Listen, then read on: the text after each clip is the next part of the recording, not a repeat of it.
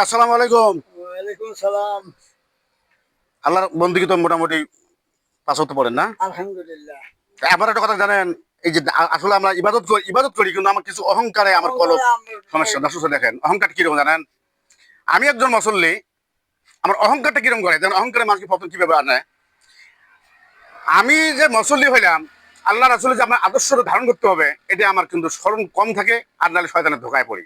সেটা হলো আপনি বেনামাজি যদি দেখি, পাড়া প্রতিবেশী বাড়ি দেখলে আমরা কাল্লা নিচু করে হাঁটি। রাসূলের আদর্শ এটা কোনো হতে পারে না। রাসূলের আদর্শ হলো তুমি যে ইবাদতবন্দি করতে পারে না, মুরগির সন্তান তাকে তুমি বেশি করে সালাম দাও, তাকে বেশি করে সালাম দাও, বেশি করে মসজিদের আসার জন্য আহ্বান করো। অথচ আমরা করি অহংকার। এই অহংকারের কারণে আজকে আজকে আমার মুসল্লির দ্বারায় আজকে সমাজে সন্তানের আজকে মুসল্লি আজ কম হচ্ছে। যদি আমার অহংকার নির্মূল হতো তাহলে বেশি রমজান সালাম দেবো একজন বেনামাজি আমার সন্তানকে, তখন ওরা ওরা যখন মনে করবে আসলে মনে সালাম দিলে নামাজ পড়লে মানুষ মনে যে ভালো হওয়া যায়, না হলে বারবার সালাম দেয় কেন? অহংকার মুক্ত, এই জন্য বলা অহংকার মুক্ত। এই দৃশ্যটা আপনার জানালাম, দয়া করে শেয়ার করে দেবেন।